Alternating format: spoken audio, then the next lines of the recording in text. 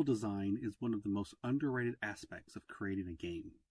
It's one of the things that, if done correctly, is never noticed, but if done incorrectly, can make a game practically unplayable.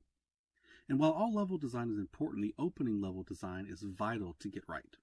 The opening level of a game tells you everything you need to know about the game. Do it well, and you set up your player for success. Do it poorly, and you risk frustrating your player with confusion. Of all the first levels in games, I think World 1-1 of Super Mario Bros. Might be the best opening level in all of gaming. That might be hyperbole, but if so, not by much. You may be wondering, why am I talking about a 39-year-old video game?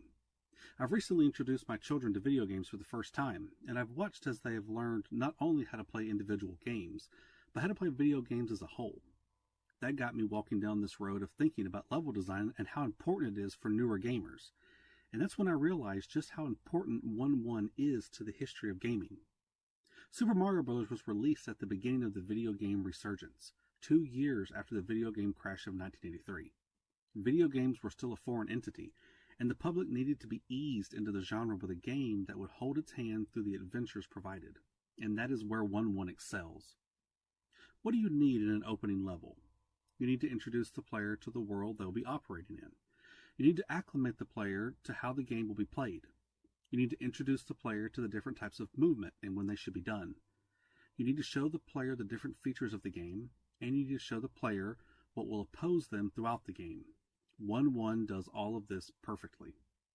1-1 opens on a black screen with a little box in the middle showing the level to come and the level name. There's also a picture of Mario with an X and the number 5 next to it. The player might not know what that is right away, but they will soon. Let's dive into the level itself. Level 1-1 starts the player, like most 2D Mario games, at the left side of the screen. We are greeted with quite possibly some of the best video game music ever. I mean, just listen to this.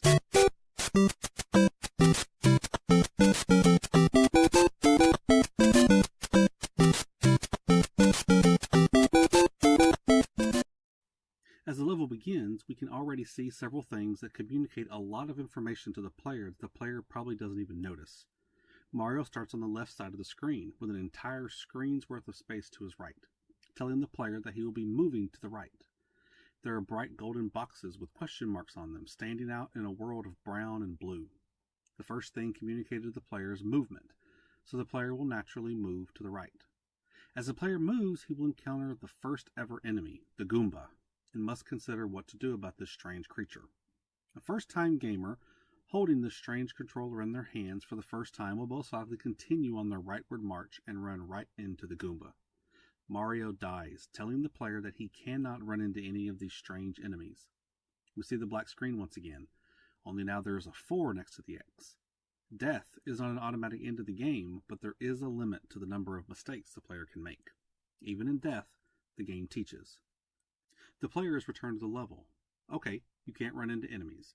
I wonder what these 2 red buttons on the right side of the controller do. The most natural reaction is to push the button closest to the right thumb, the A button. As the player nears the Goomba, they push the A button, and Mario jumps right on top of the Goomba and squishes it. Oh, so this is going to be a game where Mario jumps on his enemies to kill them. Also, now that I know that Mario can jump, let's jump into these golden blocks. The first block produces a mushroom that slides across the level. Mario touches the mushroom and suddenly grows to twice his original height. The second block produces a coin, which registers at the top of the screen. So, not all the boxes will produce these types of power-ups. So, just in this first screen, we've seen the 2 basic kinds of movement as well as the primary direction of movement. We've seen the first enemy and been taught how to deal with enemies, and we've been shown that coins and power-ups can be found in the golden boxes. As you continue to move, you encounter green pipes that you can hop up on. The first one is a little taller than Super Mario, the next one is a little taller, and the next a little taller than that. The next one is the same height, making the player wonder if there's something different about this one. Well, these are pipes. Can you go down one? Yep. Going down the pipe takes Mario to an underground area, telling the player to check all the pipes and to expect secrets. Also next to the first enterable pipe, which the player will miss if they always go down the pipe, is a hidden block. After multiple playthroughs, the player will inevitably hit this hidden block. This continues the notion that the game is filled with hidden things, and the mushroom that comes out of the box is a different color. After getting the mushroom, Mario's life counter goes up. That's an extra life. Continuing on, Mario is forced to jump over gaps in the ground. Now that the player knows Mario can jump, they most likely won't fall down this first gap, but they will fall down one at some point.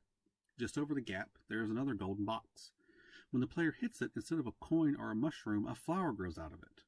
Once the player touches the flower, Mario's clothes change. And when you hit the B button, Mario begins firing fireballs which kill enemies. The game has now introduced the player to all of the normal power-ups in the game.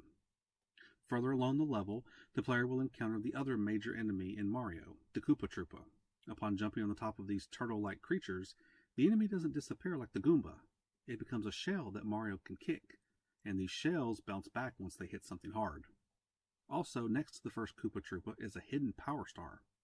As the player progresses, they will most likely be breaking the blocks they encounter because it's a new experience, and honestly, it's fun. Upon hitting this particular block and producing the star, Mario grabs it. Suddenly the music changes, and Mario begins glowing and runs faster. After hitting an enemy, the enemy just dies. So the star makes Mario invincible. The level continues along with different configurations of the elements already introduced. At the end of the level, the player will encounter a tall set of steps. Upon reaching the top of the steps, the player can see a flagpole of some sort. When the player jumps on the flagpole, the flag comes down and the victory music plays.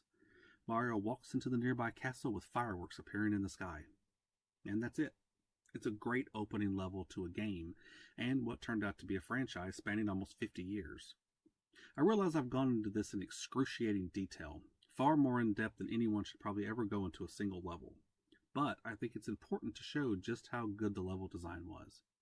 Super Mario Bros. Contains 8 worlds with 4 levels in each world, 32 levels, and almost everything you will need to know about interaction with this game is given to you in the first level. Yes, there are a few more enemies that appear in later levels like Cheep Cheeps, Bloopers, and Bowser, but the majority of the game's mechanics are present in 1-1. It really is genius design. Even moving beyond 1-1, the next level, 1-2, introduces nothing new to the formula. We've seen the underground area in the previous level. We've already seen both enemies we encounter, and there are no new power-ups. 1-1 has done a great job of preparing the player for the coming challenges. This is probably far too much discussion and analysis for a single level of a game nearing 50 years old. These are just observations that came to me after watching my children learn how to play video games, and I thought someone else might find them interesting. I really do think this level is vitally important to video games as we know them, and it's interesting to ponder what would be if the level was less intuitive or less informative. Maybe nothing would be different, but it's still interesting to think about. What about you? Do you think 1-1 is important? Do you think I've really overanalyzed this subject? What's your favorite Mario level? Let me know down below. Thank you for watching.